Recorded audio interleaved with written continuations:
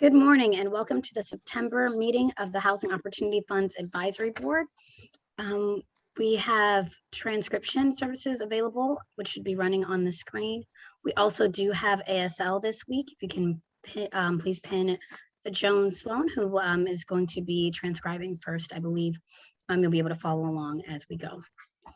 We will get started now with our roll call. Lena Andrews. Here. Oliver Beasley. I'm here. Dr. Jamil Bey. I'm here. Joanna Deming. Here. Knowledge Build Hudson. Jerome Jackson. Council President Cale Smith. Mark Masterson.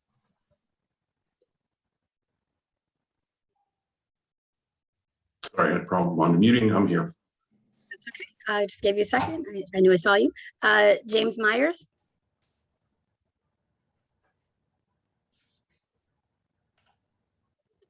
Dr. Paul Spradley. Here.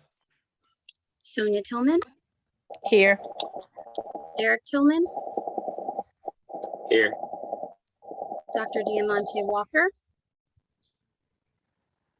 Adrian Wonaha. Here. I am present. And Megan Winters. All right. We will now move on to the review and acceptance of our minutes from August 5th.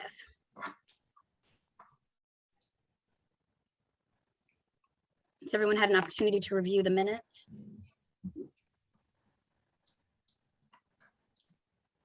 Move to approve. Thank you, Mark. Do we have a I'll second that. thank you, Dr. Bay?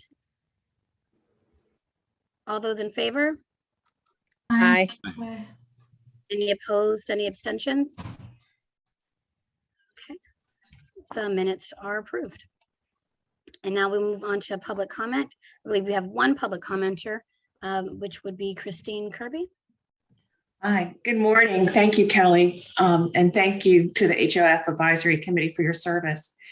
In the wake of COVID-19's economic devastation and with the eviction moratorium phasing out, many city residents are wondering if they'll be able to keep a roof over their heads after losing incomes during the pandemic. As you well know, one essential tool for preventing eviction is legal representation and/or mediation, which preserves the rights of tenants and helps landlords and tenants come to successful resolutions to avoid displacement and prevent homelessness. The advisory committee, the URA board, and staff would be to be commended for its leadership in creating a legal assistance program for tenants and homeowners.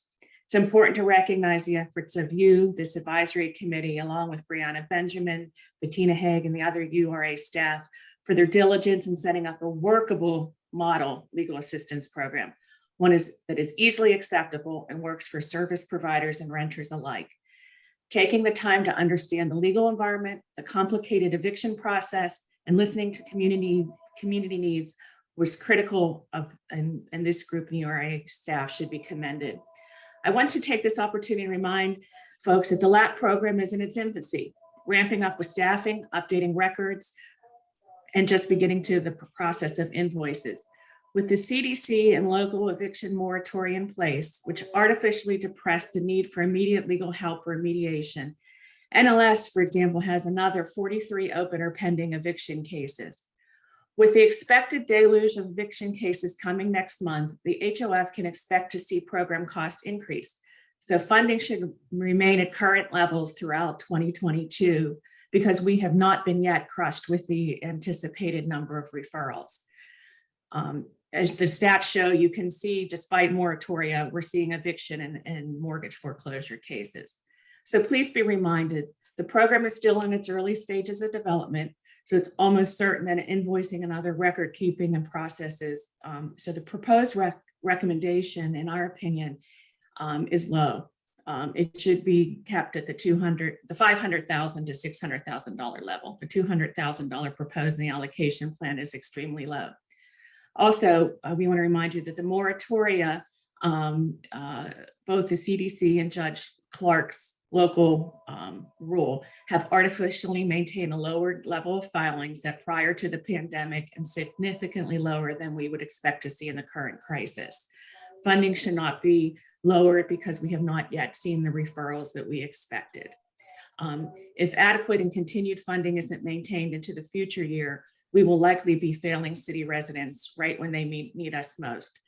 Through the next year and beyond, as the rental assistance money begins to dry up. That would be a recipe for disaster. One final word, if I might, about Tangled Title. Right now in Allegheny County, the URA is the only major funder of Tangled Title work.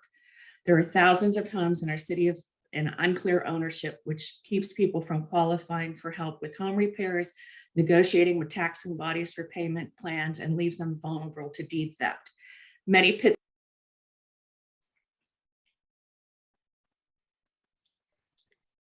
Thank you, and I believe that means that the 3 minutes allotted for public comment has expired. The next item on our agenda would be advisory board administrative items. Begin with committee updates. We have formally formed 2 committees, one of which is the Fair Housing Committee, which was waiting for recommendations from the RFP committee, which RFP working group, which we will hear from now. Mark Masterson, who is the chair of that committee, if you would like to report out. Sure. Want to thank the committee members and wanted to let you know that we have one recommendation that the committee is going to put to the HOF advisory board that would need, I think, to be voted on today. It's my understanding. Kelly, you can steer me clear on that, but it's related to some of how the applications in our RFP process will be scored for the rental gap program. And I'm not sure if we have if we have the text of that change ready to post. Evan or Shana or Pathina. We did not include it in the presentation. Okay. We can just discuss it. Okay, and there's no way to share.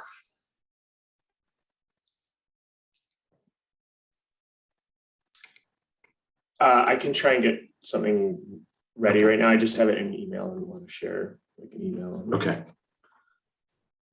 Well, basically, it would be replacing, well, Evan's seen if that's possible. It's going to be replacing, eliminate item 8 in the policy objectives that uses P4 scoring and P4 points, and replace it with a community metric from the P4 language specifically.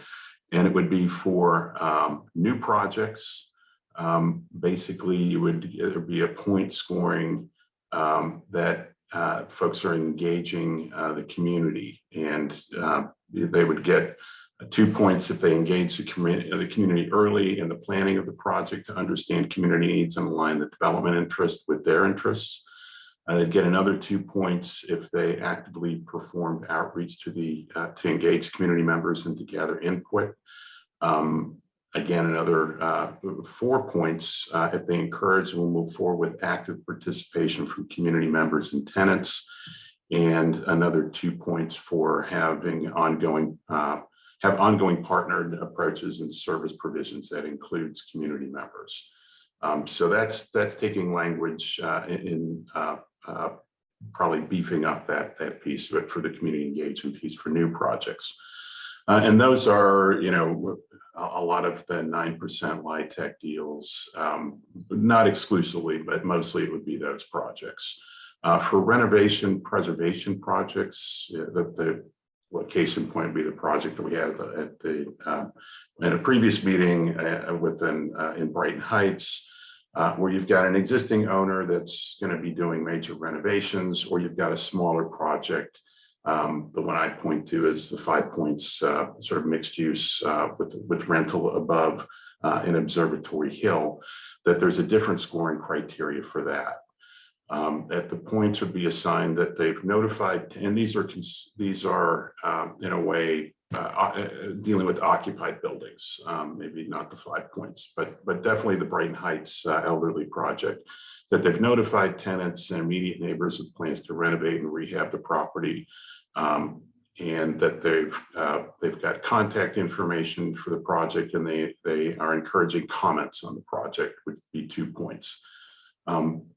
Plan for minimal disruption to current tenants, 2 points.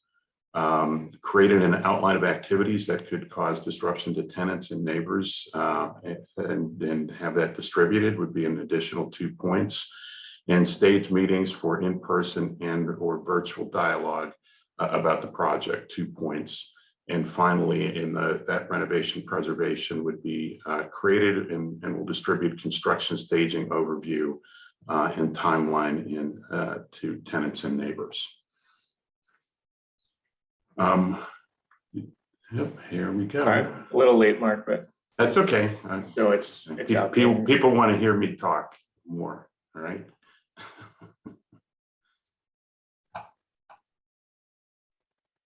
Right, so just to explain, the slide up top is what the current criteria number 8 is, which is just picking up additional P4 points wherever project can get it. And then at the bottom is what the working group has suggested as a replacement metric that Mark just ran through. So that's a recommendation we have that we'd like the board to consider today, so that we can start using it and see how this works with the upcoming round. We had several other discussions around different items. One was to look at a quarterly, do like a rolling quarterly application deadline. There was not consensus from the committee. I think the consensus is, let's make this change. Let's see how the application process plays out. And we might make a recommendation for quarterly in the future, but right now we're not making that recommendation.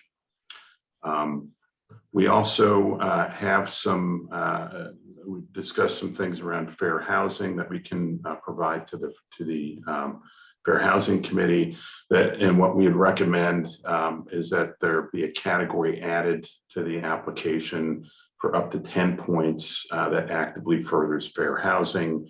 And it's looking at things like this: the project located in a high opportunity neighborhood. Does it encourage neighborhood mobility? Does it assist in diversification of the existing neighborhood? Is affirmative marketing plan in place for the project? Are there alternative application processes in place? Diversity development team and partners. Project promotes and furthers the community-wide goal of engaging and cultivating a more diverse and inclusive development and construction teams operating in the city. So again, we would make that recommendation. Those are some things we'll pass along to the Fair Housing Committee for them to consider. We also had some things that we think will need to be discussed as we move forward, including looking at making sure that the overall big picture goals for the Housing Opportunity Fund are actually being implemented with the type of funding that we have going out. We want to take a look at additional conversations on how the application process captures sustainability. I think we're getting to some of that, or trying to get to some of that. And I think I'm missing something. Anyone else on the committee want to jump in? Adrian, Derek, Sustainability, Lena? I believe. Yeah. Yes, I mean, we don't have, we're not making a recommendation today, but it's something that needs to be considered, we need some additional conversations around sustainability and greening. URA staff's been looking at measures for this element for funded projects. And I think some of it works, some of it doesn't work, and it depends on maybe the type of project, where maybe some of the larger projects are able to hit that. But you've got a lot of small projects that we would like to see funded that might struggle with that. So I think that there's going to be additional dialogue with the URA staff about what's a realistic measure to encourage more sustainable and more green infrastructure. And then the last piece that needs additional dialogue is with community input and registered community organizations, and trying to figure out how that might work, and probably going to require additional discussion with city planning and the URA staff as to how as part of the community input process. So I'm not sure how you want to proceed, Madam Chairwoman, to introduce. Would you like me to make a motion to adopt our recommendation for the RP process? I think first we should open up for discussion and questions from the broader advisory group. And Okay. then we would entertain a motion to formalize the recommendation. Real quick, this is Chad, the other interpreter. Joan, we can switch.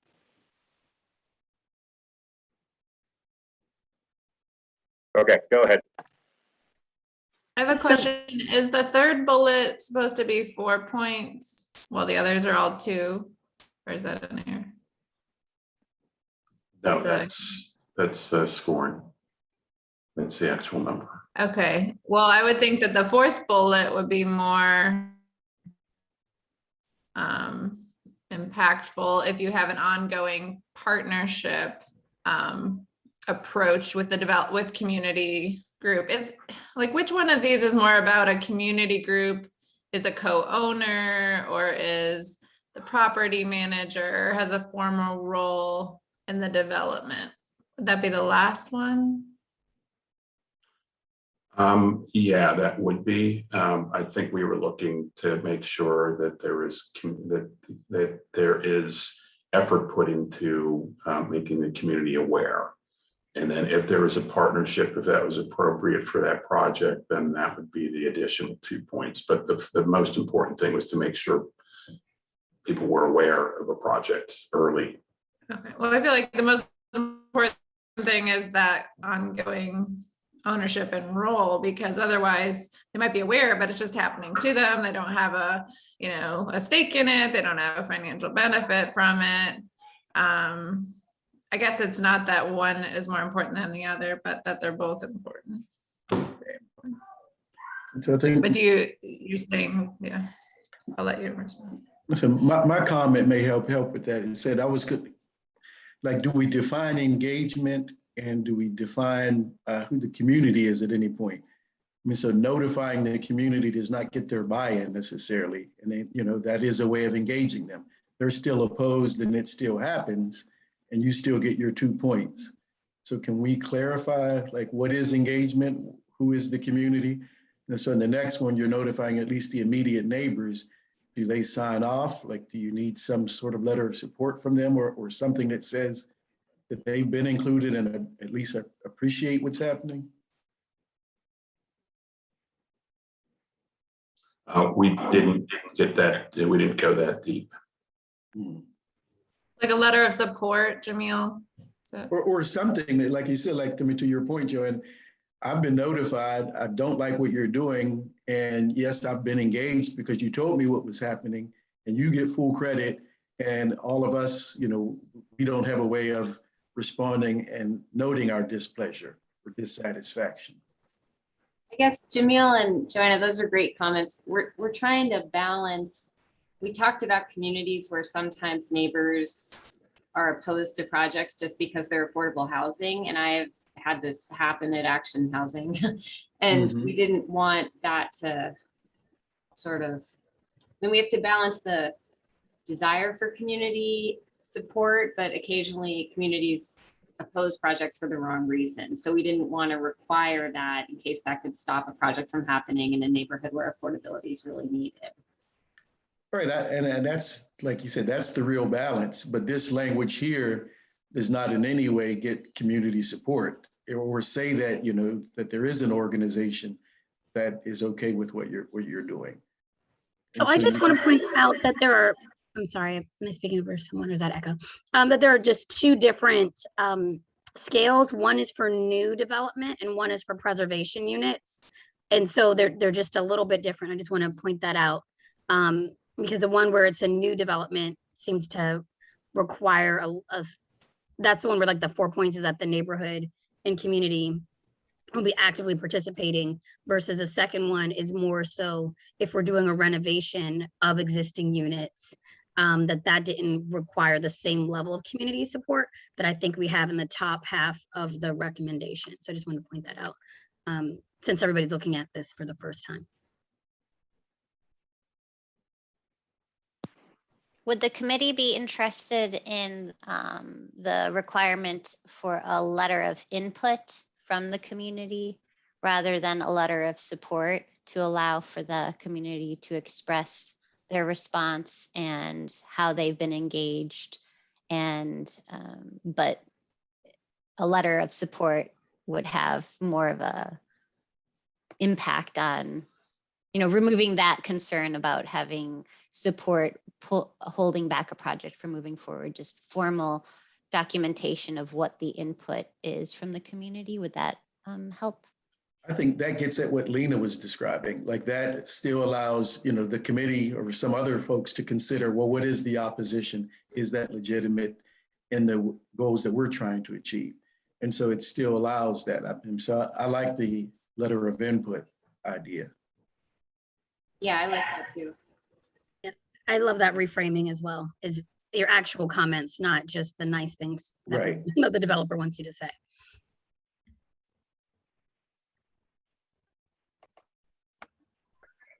Peace, this is knowledge. So who will be responsible for that? Like, as far as like Jamil saying, the community, like who's the community that would be responsible for this input?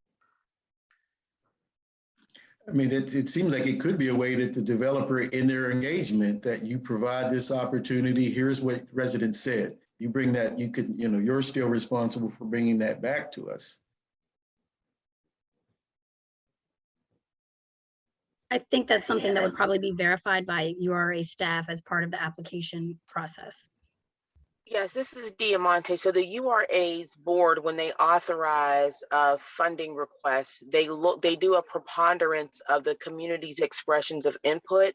So those expressions of inputs, they can come from residents, they can come from CBOs, CDCs. I mean, there's a plethora of stakeholders that can be engaged. And so, you know, the URA's board typically looks at the robust nature of that engagement and the diversity of voices that were permitted to weigh in, but the priority is placed on those that are directly impacted by the development. And so the community's expression of input document is a policy of the URA's board, and it's been very effective. And I think, you know, to the earlier point, in ensuring that the board is not only listening to supportive comments, but we're also listening to folks that may have concerns and ensuring that those concerns are remedied and addressed before they authorize the funding.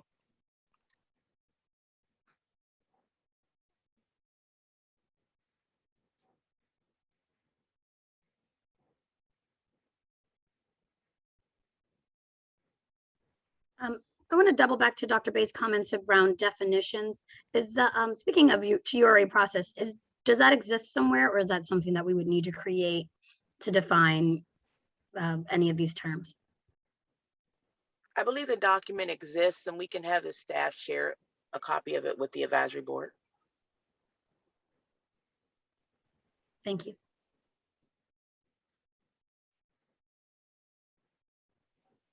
Any other thoughts, questions, concerns around the recommendation?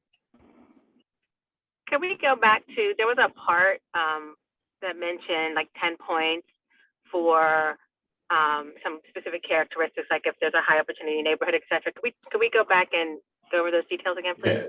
Yeah. Sonia, that isn't for what we're voting on today. That's what we're trying to give some framework for the Fair Housing Subcommittee to take a look at. And you know, we don't, I'm not pretending to be expert in fair housing, but we came up with some some ideas for that committee to look at. But that isn't Gotcha. something that we're going to vote on. That's not what we're recommending a vote on today. Okay, thank you.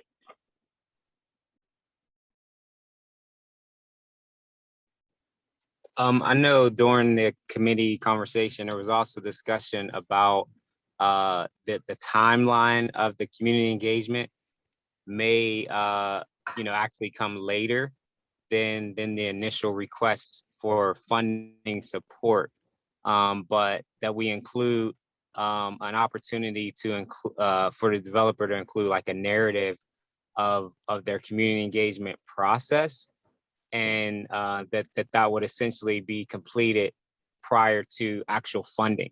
But just want to make sure we're also including being conscious that the robustness of the community engagement may come at different points depending on where that project is in its life cycle.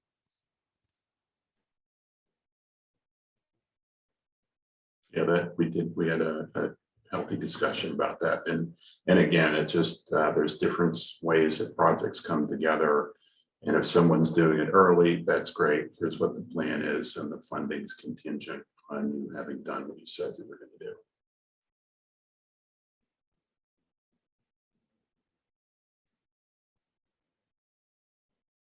And if there's community opposition to that, that's something that gets weighed through the process.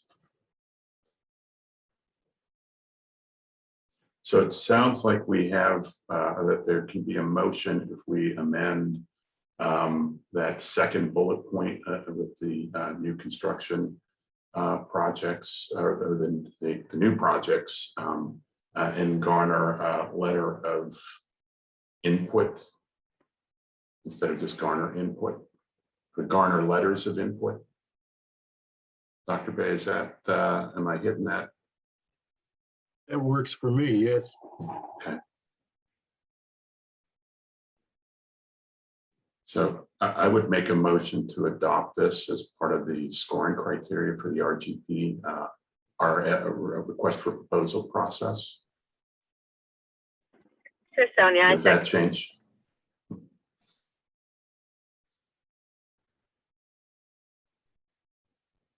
I'm sorry, Sonia, can you repeat that? I was just offering a second to that motion.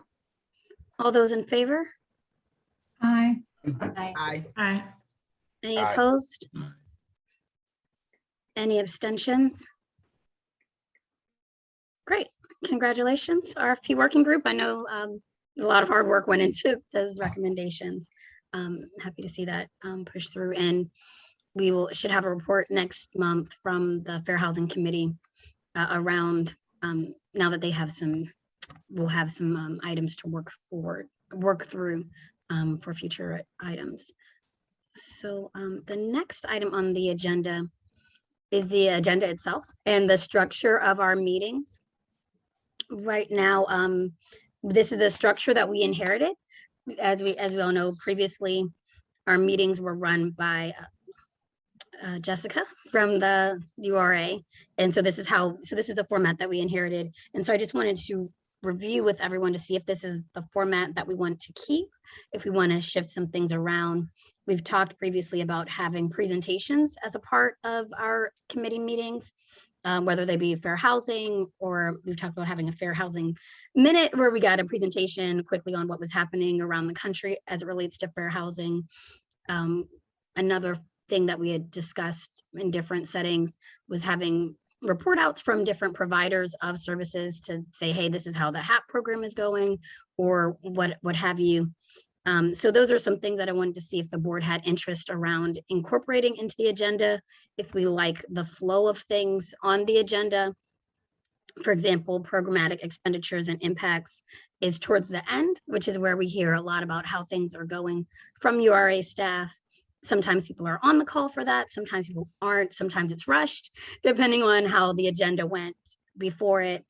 Also trying to keep in mind that we're trying to center items for quorum so that we don't lose quorum.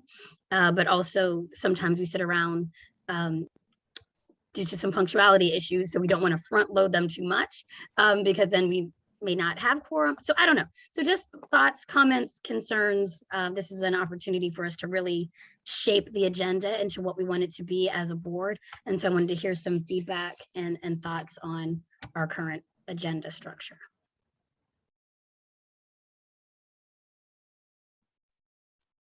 Yeah, this is Paul Kelly. I like your recommendation of having almost some folks setting some context. So if it's even if it's just a minute of what's happening nationally. So I think what could happen is if we had just before public comment, just some sort of conversation around what's going on, sort of either regionally or nationally, that sort of focuses our conversation, or at least gives a framework for those who might be joining for the first time. Then we have some public comment, and then, hopefully by that point we have quorum, and we're able to then begin to vote on the things that we need to. So those are just a couple of thoughts, but I like your some of those recommendations. Thank you, Paul.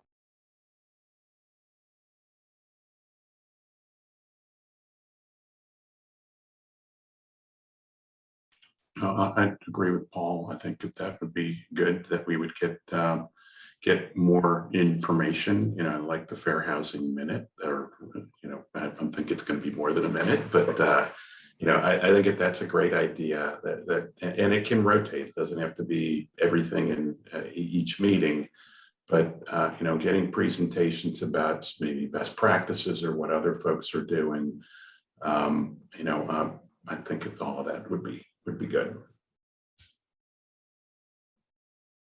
I would just echo those sentiments. I think the context and environment in which we're operating and making decisions is important for all of us to have a deeper understanding. There's endless expertise amongst the advisory, but there are definitely environmental issues, social issues, funding issues, that having those brought to the table in a more structured way just gives us even more ability to make good decisions for the community and with the community. I think that's, again, another one of the concerns that's been raised in the public comment is, really active participation versus passive participation.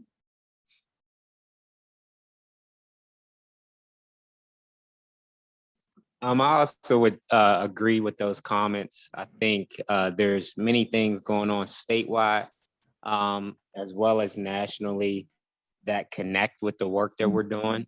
And we want to be intentional that there's synergy with our recommendations. There's a lot of things happening as it relates to equity and other types of justice issues. So just thinking about what we're proposing and the work we're doing, and making sure that there's synergy across the board. So I think that context will root us in making sure that there's connection as well as alignment.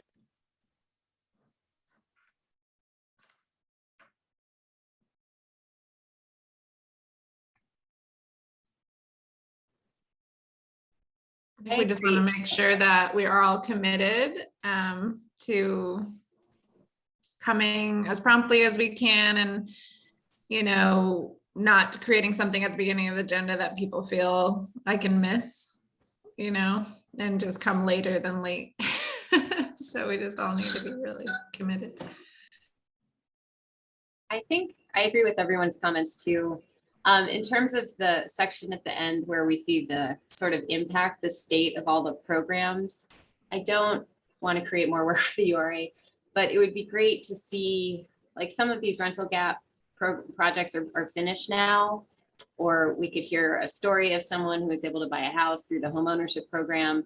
Like, I think actual stories of actual people or projects, just one per meeting, would be really meaningful for us and for the public to see that watch these meetings. Because some people, like, the personal stories are more impactful sometimes than just seeing a map with a lot of dots on it, even though we need to see that too. So I think adding just one story per meeting would be really helpful. Some qualitative data outside of our annual report. Great.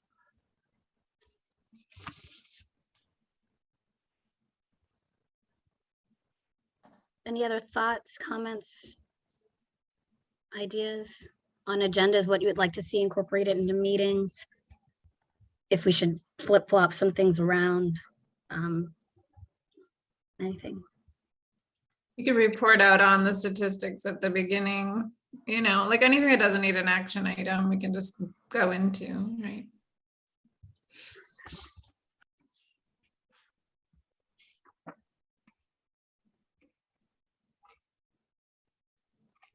Cool. Great. Lots of good stuff to chew on with the URA staff, and we'll get some, you know, hopefully we'll be able to incorporate some of these for our September meeting.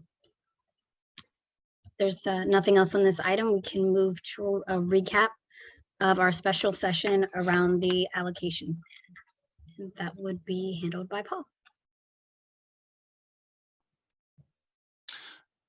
Good morning, everybody. So I wanted to quickly just talk through the meeting that we had a couple of weeks ago. So this is, you know, we're finishing the 4th year of the Housing Opportunity Fund allocations. And I think what we had the opportunity to talk about was the real need, you know, the ongoing effects of the global health pandemic. There's also, I think there's just a lot of opportunities to both challenge and challenges, I guess, to stabilize affordable housing for the residents of Pittsburgh. There was this infusion of funding from the city of Pittsburgh from the 2021 American Rescue Plan. So I think given those things, the URA did an excellent job of providing us some information to help the Housing Opportunity Fund Board inform our decision. And really the recommendations that they had were based on the affordable housing, the public survey that went out to some 400 plus residents, diverse residents in the Pittsburgh area.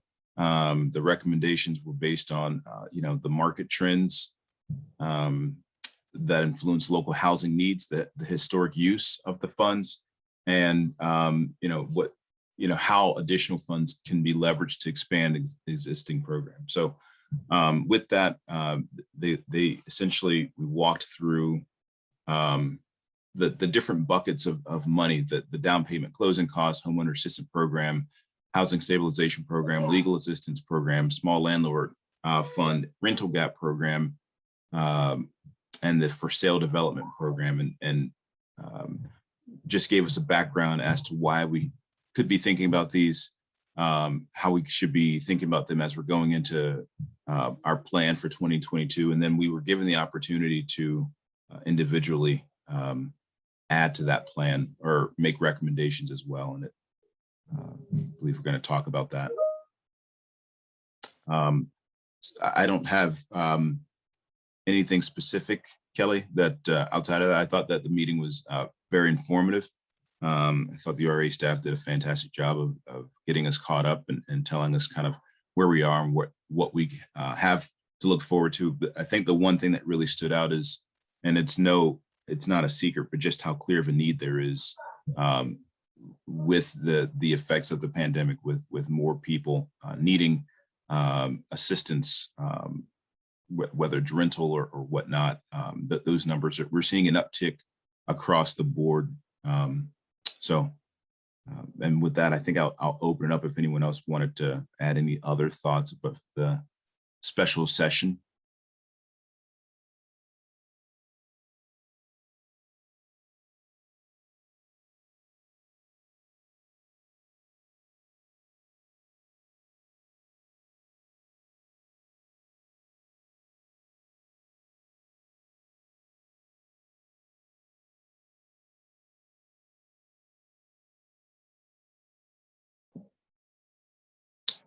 So that's it, Kelly. That's it for me. Yeah, if no one has anything they would like to add, we can move forward with the URA staff's presentation on the allocation plan that we've assembled.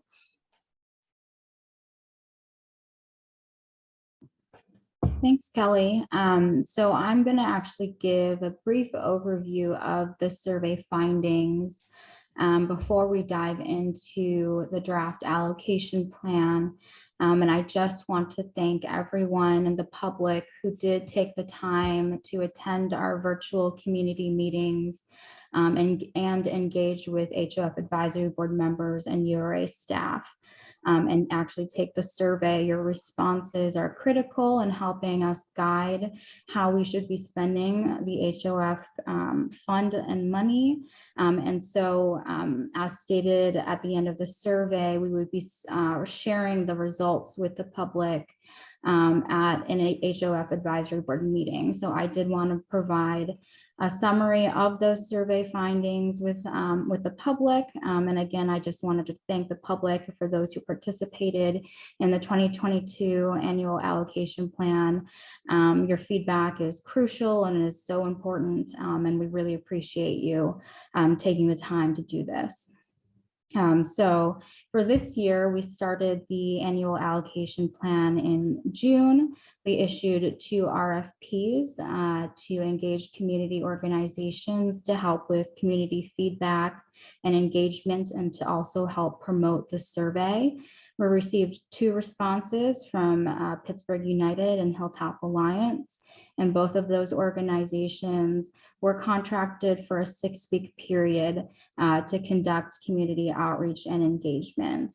Hilltop Alliance hosted 3 virtual community meetings, and Pittsburgh United hosted 2 virtual community meetings.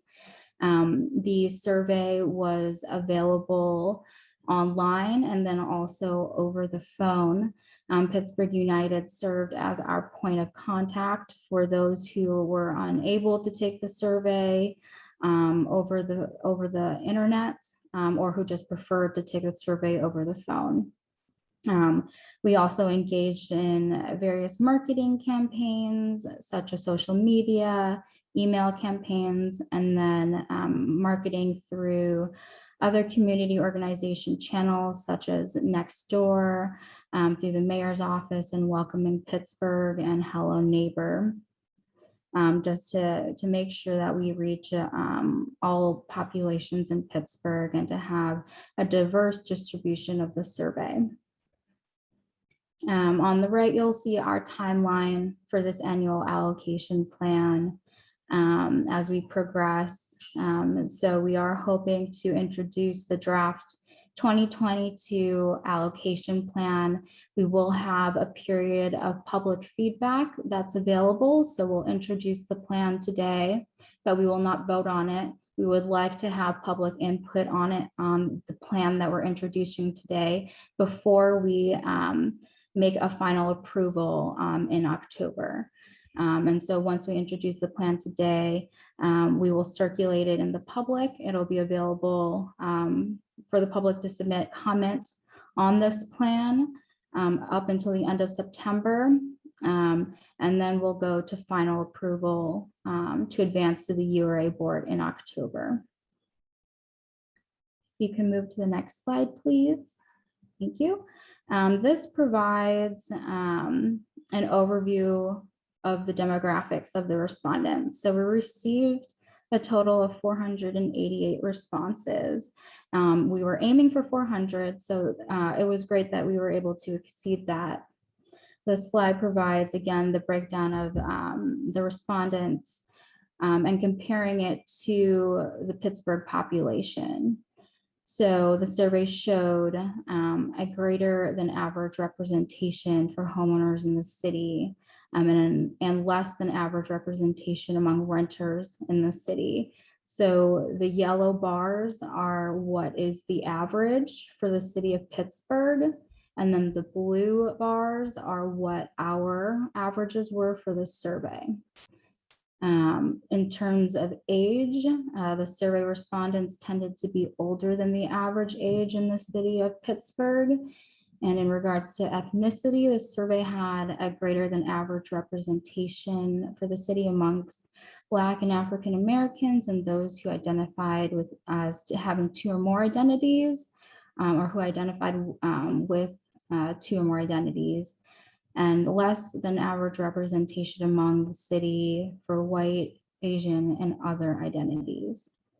In terms of income, the respondents' income trended higher than the median salary in Pittsburgh, with less representation below the below 25,000. Yep, thank you. The next slide shows how our respondents would rank existing programs and potential programs. Specifically, we had asked respondents, how would you rank these efforts in terms of what is needed?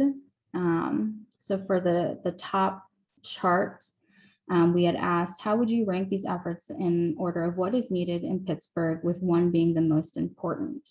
So building more affordable housing for rent was the most important program, followed by helping with home repairs, helping buy a home, building more affordable housing for sale, short-term emergency financial assistance for renters, and responding to large-scale emergencies. We also put the 2021 rankings next to this year's rankings so that you can see a comparison on how it differed from last year to this year. You'll notice they're almost exactly the same, with the exception of short-term financial assistance and then home repairs. Those flipped in rankings, with home repairs moving up to number 2. And then short-term help for renters in an emergency moving down to number 5. Now there could be various factors for why that ranking has changed. For example, if you do look at the demographics of our survey, it is a majority of homeowners, so that could reflect their preference as well. And it also could, mean that there is a lot of the ERAP assistance that is available currently could also have factored into these rankings as well. But in the next chart, we can look at the segmented rankings, where it breaks out preferences based on certain groups like homeowners and renters, housing advocates, and professionals. And then the bottom chart is just for other eligible uses. So potential programs that HOF can fund. So voting for closure, making affordable housing more permanent, and accessibility for seniors and people with disabilities ranked as the top 3 programs. And the next slide, yep. So then this slide shows the segmented rankings. So for example, on the top chart, almost every group ranked building more affordable housing for rent as the most important, with the exception of homeowners, where a majority of the homeowners ranked helping people make home repairs as most important. Both homeowners and renters ranked helping people buy their first home as the second most important program, whereas those who identified as a minority and those who are 65 plus ranked building more affordable housing for sale as a second most important program. On the bottom chart, where respondents were asked to rank items in order of what is needed most in Pittsburgh, homeowners, those who identified as a minority and specifically Black or African Americans ranked avoiding foreclosure as number 1. Whereas renters, housing professionals or advocates, and those who have experienced a housing crisis ranked making affordable housing permanent as number 1. Overall, respondents largely supported current HOF programs, particularly the rental gap, for sale development program, down payment and closing cost assistance program, and homeowner assistance program. And then under eligible uses, residents identified avoiding foreclosure, making affordable housing permanent, and accessibility for seniors and people with disabilities as programs that is most needed in Pittsburgh. So using the survey responses and feedback and public feedback, along with URA staff data and program pipeline data, we had asked each individual board member to complete a 2022 annual allocation plan worksheet. And so I'll pass this on to Evan to present the proposed 2022 annual allocation plan. Are we able to ask any questions at this point, or? Yeah, absolutely, Mark. Sure, if you could, either one of those last two slides, probably the second last one. If you could put that up again.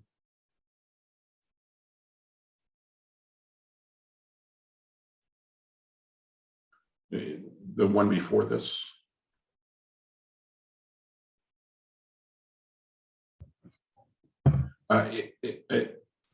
What were the number, like we've broken out existing and other eligible uses. Was there a big difference in the number of responses in the survey that you got for the existing programs versus other eligible uses, or you know, were 200 people saying building more affordable housing for rent and 199 saying avoiding foreclosure? Like, what was the, or was there just a big difference and that's why you broke out the ranking that way, that there weren't a whole lot of responses for other eligible uses? And just trying to figure that out. Yeah, let me refer back to the memo that was sent out. It did have more specific details on the rankings. But I believe it was pretty close between those two, between 1, 2, and 3. Well, I'm not, yeah, I guess I'm trying to figure out, like, if number 1 on other eligible uses was avoiding foreclosure, was that pretty close to existing program number 1, building more affordable housing for rent? Oh, I see what you're saying. Yeah, was there a big drop off for these other eligible uses and that's why you segregated them that way? Or, No. Okay. Yeah, no, it was just presented this way because that's the way that it was, the data was easy to analyze in the way that the survey gave us the responses, and the way we were able to analyze them through the rankings. We couldn't compare them to the current existing programs and eligible uses the way I think you're proposing. Yeah, I'm just wondering, you know, this leads to, are we doing the right programs, I guess, or, you know, is the public saying, hey, no, we don't need the one thing that you're doing, or we don't think we need it. You know, we need more help in this other area that we're not currently addressing. That's the question. And I don't know if there's a way to ferret that out of the responses that you got or not. That's just my general question is there a way to do it? And that might be useful information for the board. They were 2 separate questions, right? Where we had ranking of what we already do and then a separate item for all of the other things we could be doing per statute. Is that how that was organized? Okay. Yes. Yeah, I will say in the open-ended responses, we did see making affordable housing more permanent come up frequently in something that was written in. And so I think that does speak to a need for that type of program that wasn't necessarily addressed in this ranking, or just seeing the frequency of that comment brought up in the open-ended questions is worth noting. That could be a potential program that the public would like us to fund more or have more weight on. The thing that you did say that the respondents skewed toward homeowners, right? Mm-hmm. Yes. So we see stuff like legal help and home ownership classes being deprioritized in that population. And so we should not take this as, okay, this is the mandate. This is for us to consider. Yes, absolutely. So if you go to the next slide with the segmented rankings, this will help you better identify the priorities of different groups. So renters versus homeowners, for example. So if renters, for example, ranked building more affordable housing for rent as number 1 for existing HOF programs, whereas homeowners ranked helping people make home repairs as number 1. And that's consistent with, you know, homeowners versus renters.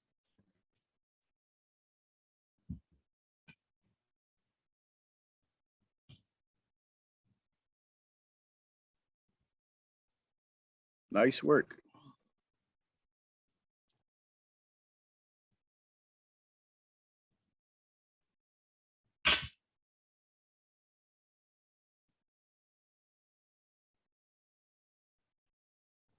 Any other questions before Evan presents the allocation plan?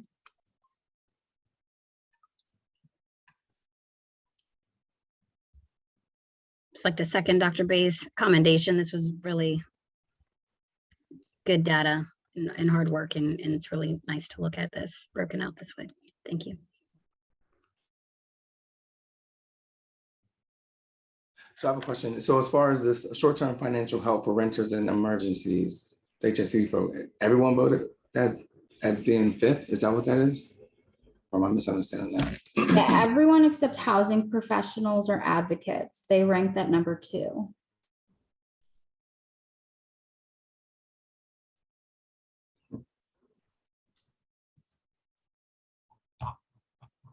And so just to clarify, the specific question that was asked was how would you rank these efforts in order of what is needed in Pittsburgh? 1 being most important.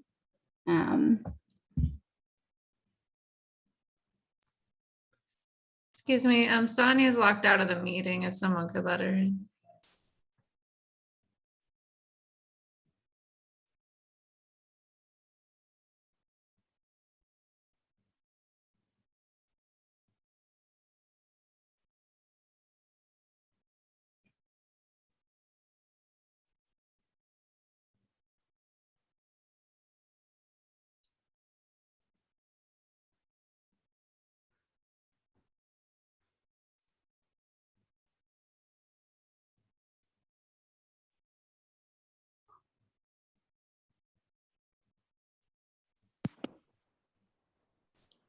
Should we move on to the draft allocation plan?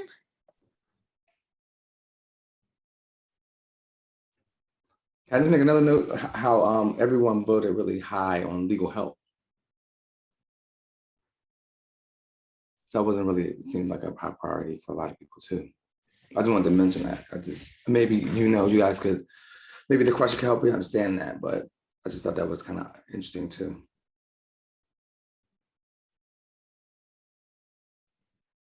That may be reflective of what Christine Kirby was saying during the public comments. That from what I heard was that the legal crisis surrounding homeownership and renters situations might be coming at a high rate now that the eviction moratorium has been lifted. And so maybe that pressure isn't being felt by the public today, but I don't know. But it could be coming, right?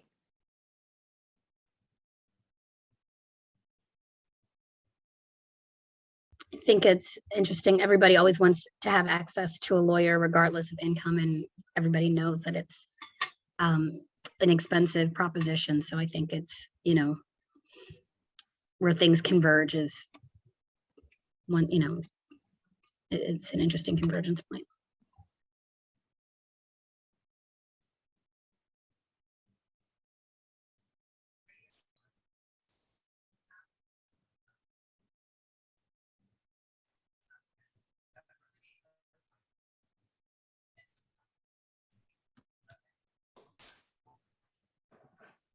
All right, well, should we move to the next slide and we can look at the allocation plan? We can always come back to this if there's more questions on the survey, but so what's on the screen right now sort of is a combination of all of the programs that we're currently offering or that were funded in the past as well. And just to kind of walk us through it, each bracket or each grouping on the left side here is for the different AMI levels that the Housing Opportunity Fund serves.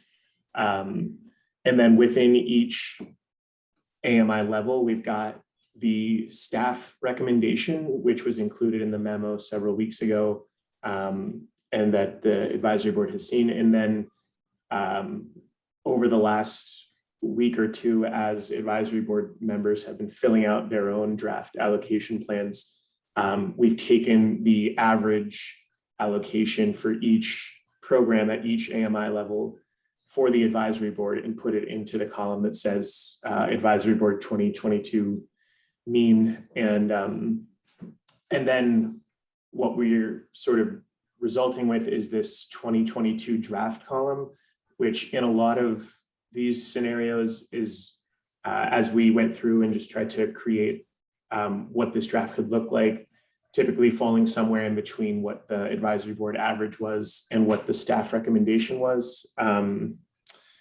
with the understanding that we need the total amount of allocation in each bracket or each income grouping to align with the 50%, 25-25, referring to how much of the allocation must serve households at or below 30% AMI, at or below 50 and at or below 80. So that 2022 draft is sort of what the suggested draft is right now, based on what the advisory board averages were. And again, as Bettina mentioned, I don't believe there's a vote needed on this, but we can, tweak this as the discussion moves along here. But that's sort of just the background on what we're looking at here. And I would open it up to the advisory board to comment or discuss if they're comfortable moving forward with the draft as it's laid out here, or if there's any different considerations that need to be made.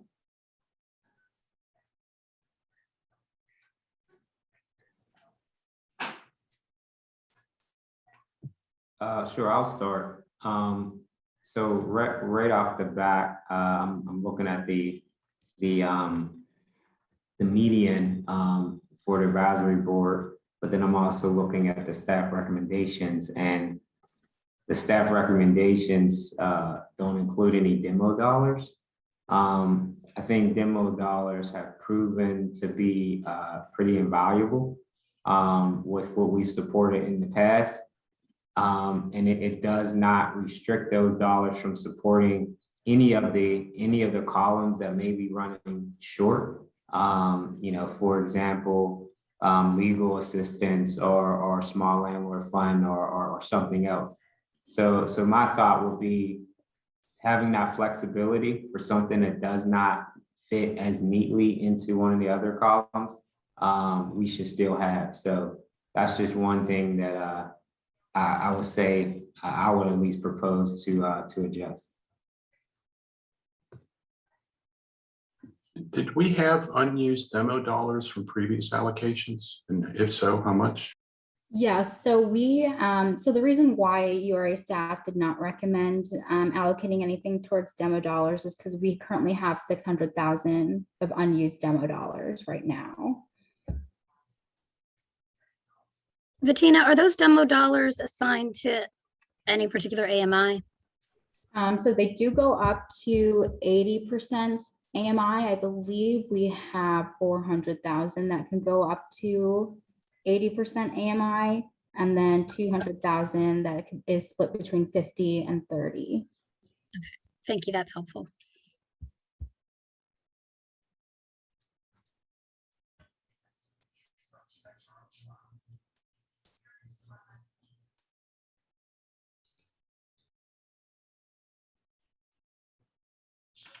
I guess, one of the things that I was, I think with the testimony we heard early about legal assistance, and I don't think Christine Kirby's still on.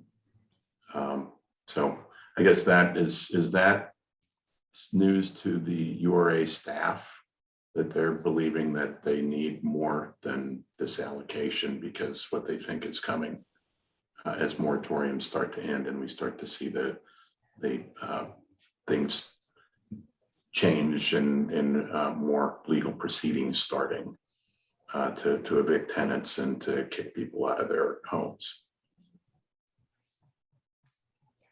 I believe Jeremy did allocate and had that in mind when he made that recommendation for $200,000 for the LAP program.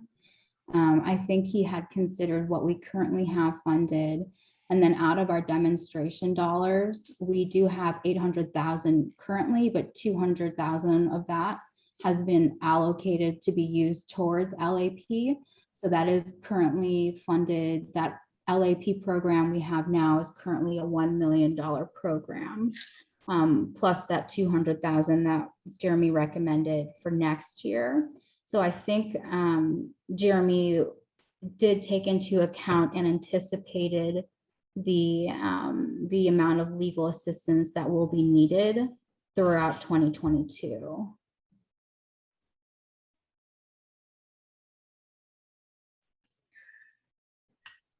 I have a question about how the ARA or creation of other URA programs affected these recommendations. And also I was glad to see that it was noted that a lot of the rental gap funds in the past have funded expensive 9% deals, and there's a goal to, you know, have more community-led projects, which was great to see. But I was curious how the ARA, if that was, you know, because of some of those ARA dollars, or, you know, what's the context for some of this? And I apologize, I wasn't at that meeting because I was out of town. Okay, Joanna, you're referring to the American Rescue Plan dollars? Yes. Yeah, we're, I think we took into account the fact that we know there is $5 million slated for community land trust, affordable housing development in the amount of $5 million, and our own PGH line item initiative. So those two initiatives received funding to support affordable home ownership. That being said, recognizing there is a balance of HOF funds in the FSDP program. Currently, we know there is a strong pipeline of projects coming forward from our CDC's partners. And we also recognize that many of those CDC partners are not land trusts, so they cannot tap in, or currently are not land trusts, so they can't tap into those ARPs. So we took into consideration the awards for the for sale development line item. The RGP line item in regards to the American Rescue Plan, there is a preservation line item in ARP for about $5 million. And that's really focused on supporting acquisition and preserving naturally affordable housing rental units that are at risk of going market rate. And our RGP funds, that's not the focus and use of those dollars typically. So we still see a huge demand and need for RGP because ARP is not supplementing or replacing those dollars here in HOF. Trying to think. I think those are the only ARP line items that really could sway how you think about funding the HOF programs. Okay, well, in that case, is the rental gap money enough? Because we were told last year, we were at this crisis where pretty much all of it was committed to 9% deals. So are there just not as many deals in the pipeline, or? Well, we have the HOF 2021 RGP line item in the amount of $4.6 million that we will be RFPing out this fall based on the recommendations that were discussed earlier in the meeting. And then these dollars, the 2022 dollars, will become available in spring of 2022. So we feel between those two initiatives and sources. That being said, there is a demand and need for every activity on this slide. Thank you.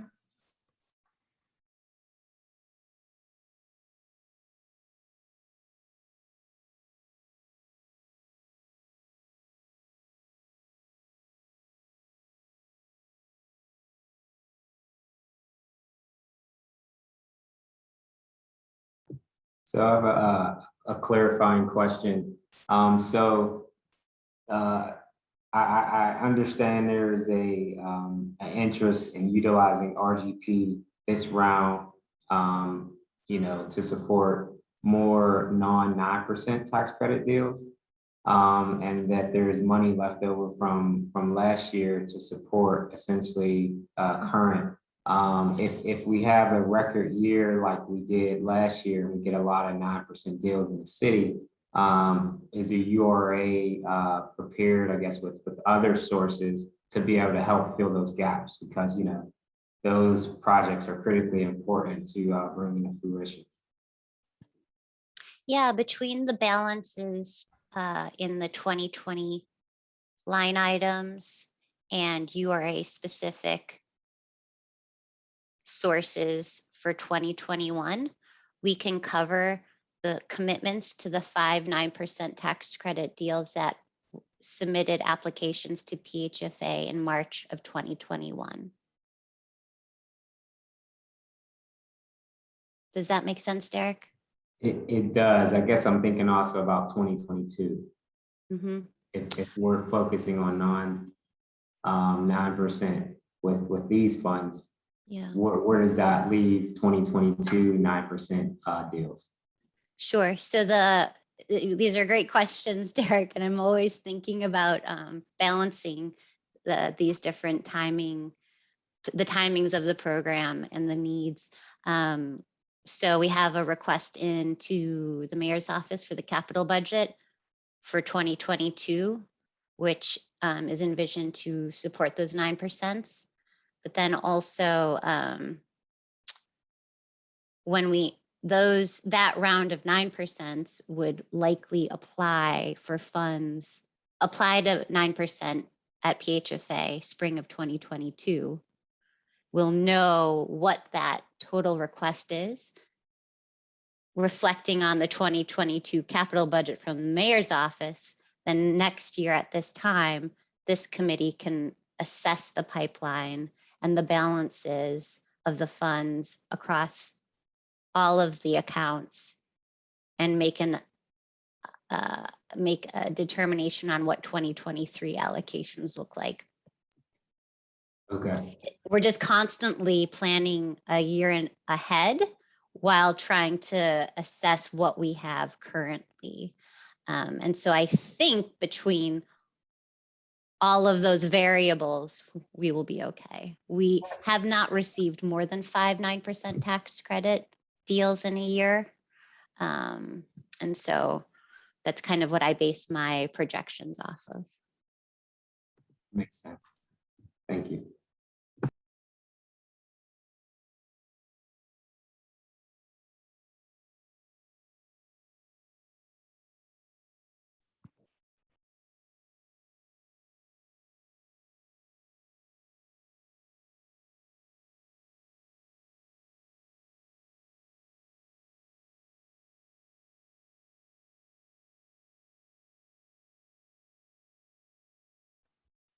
Any other thoughts, comments, questions?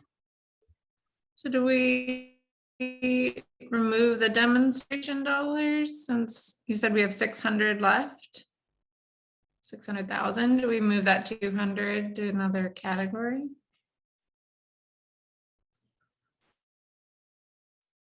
I think the 200 would have to stay in the 30% AMI and below column, but we could reallot it within this column to something else if we think it needs more help.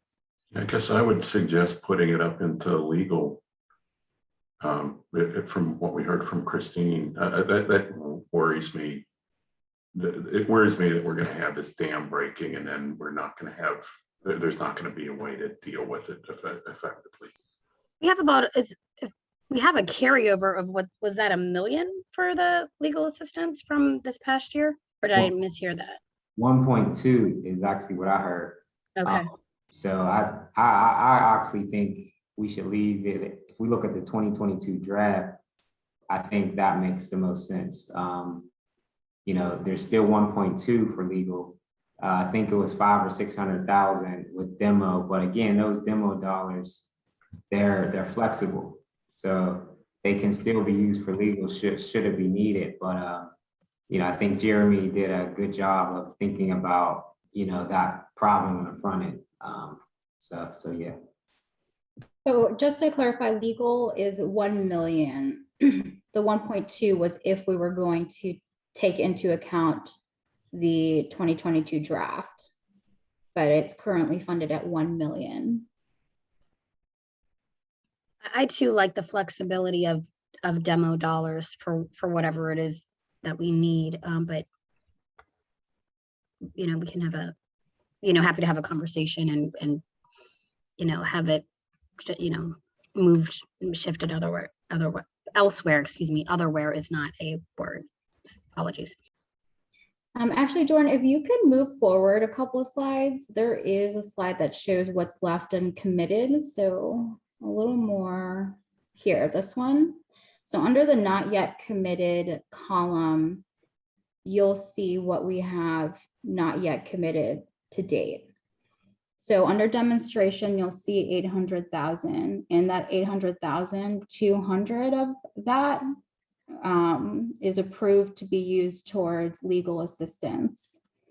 So if you move 200 from the demo to legal assistance, that's how much we have. So we have about 1 million in legal assistance right now.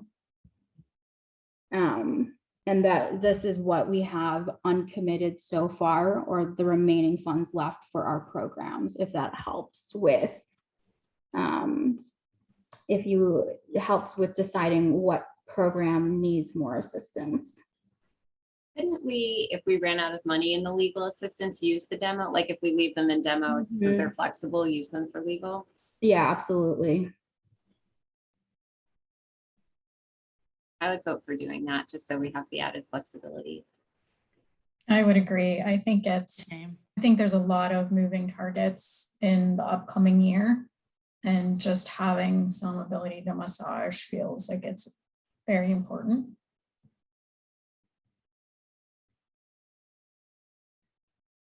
I even want to support some of the preservation of affordable homes, like kind of partnering with those ARA funds, some of those demonstration dollars.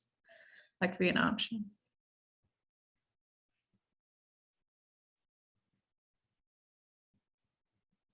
So those. So I'm saying leave it in demonstration, because then you have the flexibility to build on other initiatives as well.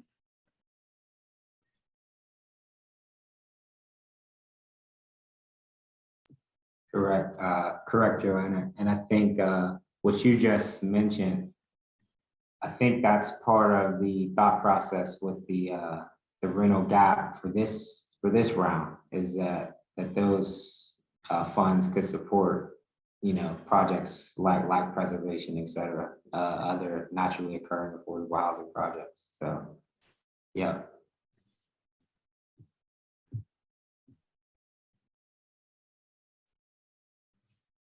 So Doran, if you want to go back to the original slide. So are we switching anything, or are we sticking with this 2022 draft? I would vote to support the 2022 draft. No, we're not voting today, but that would be my recommendation.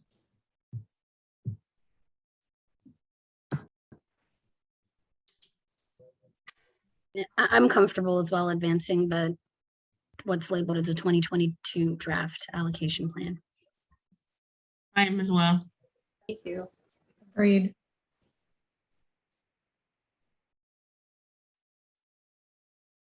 So was that our vote? So we're not formally voting, but I guess we need to agree more or Okay. less. Well, So this is what we're putting out there for the community to interact with, and then to formally vote on it in September. I mean, in Okay. October, geez, it is September.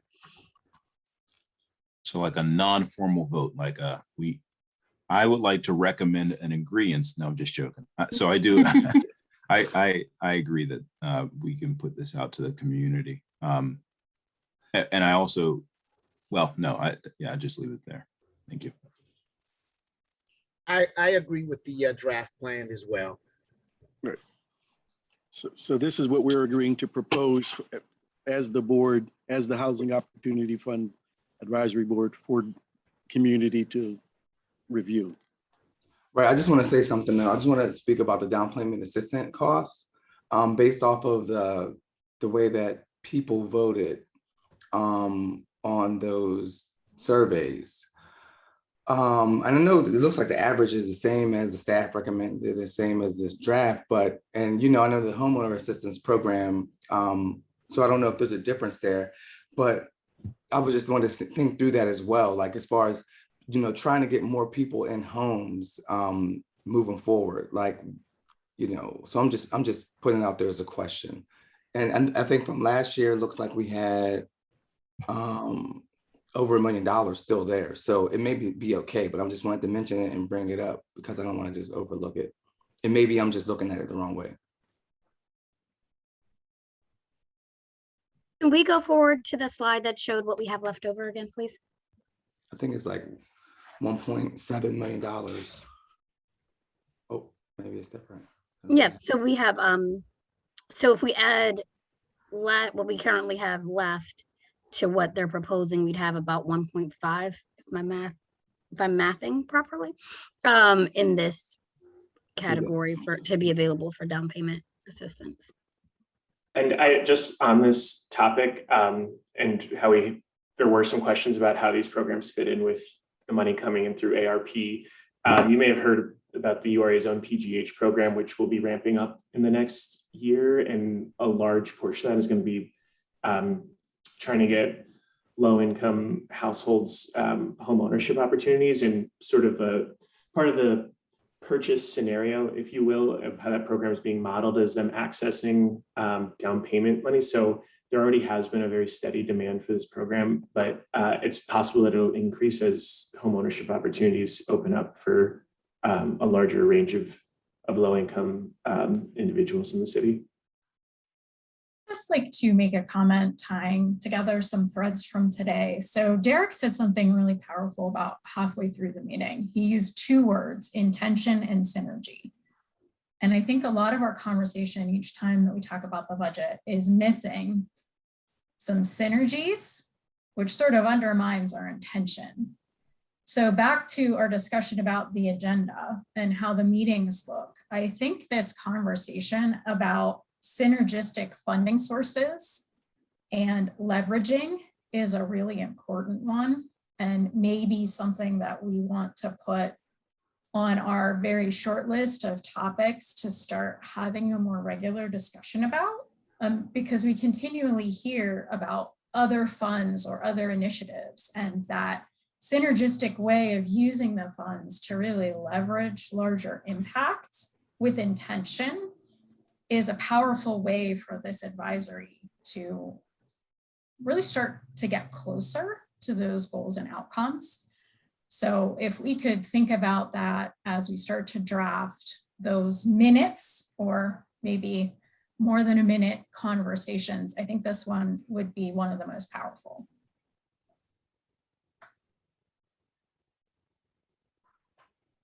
And I had a question about the housing assistance, the homeowner assistance program that, you know, helps people fix furnaces and roofs and things. How much is left? I thought that program had closed because we were out of money. Yeah, it's fully committed at this point. So we got $0 there, and the recommendation from the staff got cut, even though the mean recommendation from the advisory board increased it slightly, but you know, that seems like a weird outcome with the program we know is underfunded. That's helping, you know, helping preserve affordable housing, keeping people, helping them stay in their homes. And, you know, I think is hitting a lot of, that's a concern that goes down, and when both the staff and the board recommendations were higher. I agree with that. Yeah. Mark, are you referring to the 2.15 Yes. versus look the at- 2.27? Yes, and the 2.2 that the staff, both of those numbers were higher, and yet we wound up, $50,000 less than what the staff had recommended. Could we There's maybe- definitely space to discuss that. Could possibly move some demo dollars here from the 80% AMI up to here, since we do have some left over in demo dollars that can be used for 80% and below from previous years. Yeah, one thing to note with HAP and one thing to consider is that the program is currently closed. Although we are hoping to reopen it in the beginning of next year, our wait list is pretty significant, and it's going to take at least a year to get through that wait list. And so even if we were to open up the program and start allocating those funds, we wouldn't be able to start those projects until at least a year out from now. And then we'd be running into, 2022, 2023 allocations. So we can start allocating funds to that program now, but it doesn't mean we can necessarily spend it down quickly. Yeah, I would still, kind of vote to keep it the way it is. Again, those demo dollars can be used. The flexibility, as we all know, all these line items are necessary and needed. There's need across the board. The flexibility allows us to kind of wait and see which one rises to the top and then support that one at that time. But it's our second largest line item. So that already demonstrates that there's a high level of commitment to it. And, I think it's adequately funded. We're not saying we can't support it more, but I would say that 50,000 should stay in demo dollars as opposed to increasing it, and just leaving that flexibility because again, legal may need it, but it's not like we skimmed on it. It's our second largest line item. So yeah. But there is a problem of capacity, not a money problem, it's a capacity. And this is where we've shifted to allowing homeowners to select their own contractors to kind of make that move go through faster.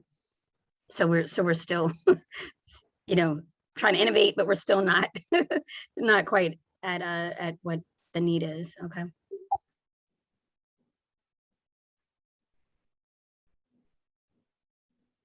Well, it seemed like folks were primarily overwhelmingly pretty comfortable with advancing this as a plan. Is that what it seems to be what I'm hearing? I can't look around and see people nodding, but it seemed like that was the consensus that we were approaching, was to advance this to the community. If you have any objections to that, please let me know because I can't see the nodding Zooms and all.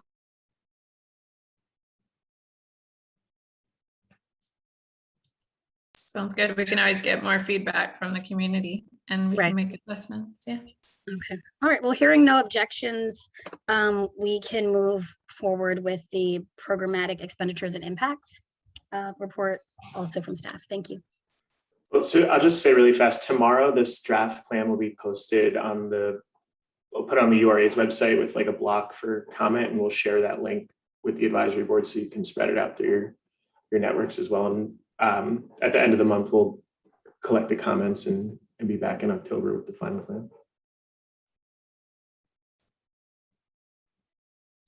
Great, thanks, Evan. So this is our down payment and closing cost dashboard. So currently there are 236 homeowners that have either completed the program or are currently in the process of completing the program. I think it's significant to note that of the 236, we have 119 first-time home buyers that are between that 51% AMI and 80% AMI level. So when we're looking at who our first-time home buyers are, they're actually falling between that 51 and 80% AMI level here for down payment and closing cost assistance. And if you can go to the next slide, please. Homeowner assistance. So this just reflects clients that are either closed and finished in the program or are currently going through the program. It does not reflect those who are on the wait list. So we have 287 that have completed the program or are currently in the program. So like the chart that we saw earlier, where there was about 750,000 remaining funds, that showed the wait list, that took into consideration the wait list. This does not. This just shows, again, those in the process and those who are who completed the program. So that's just where the discrepancy is coming in. But so far, 287 currently in the process or have been helped already.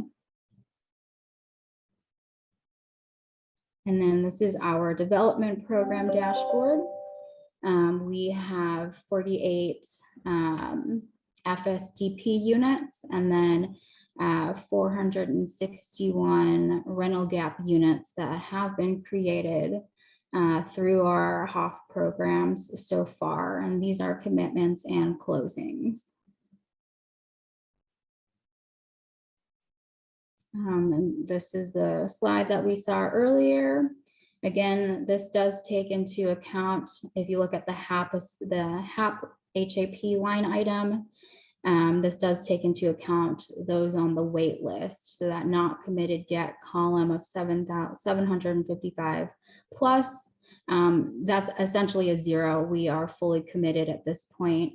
We're still processing applications that we received when we opened up the program in the summer.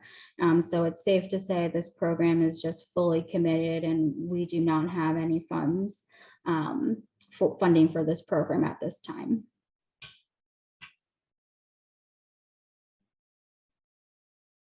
And then this is just the breakdown by dollars and then units or households helped.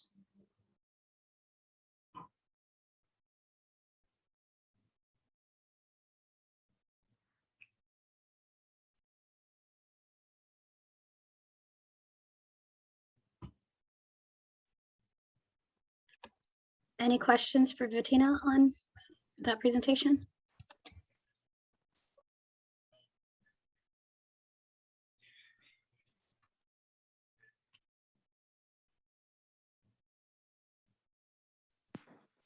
Just want to thank Bettina so much for all of the work she's done with our outreach during the survey and managing the data and assessment to help support the conversation today. It's been really impressive.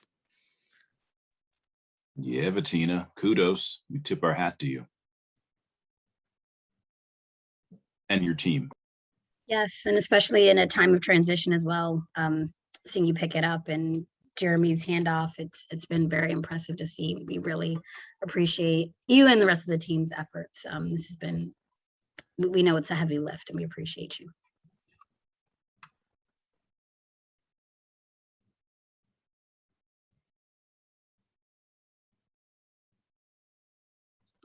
If there are no other comments or questions, are there any announcements for the board?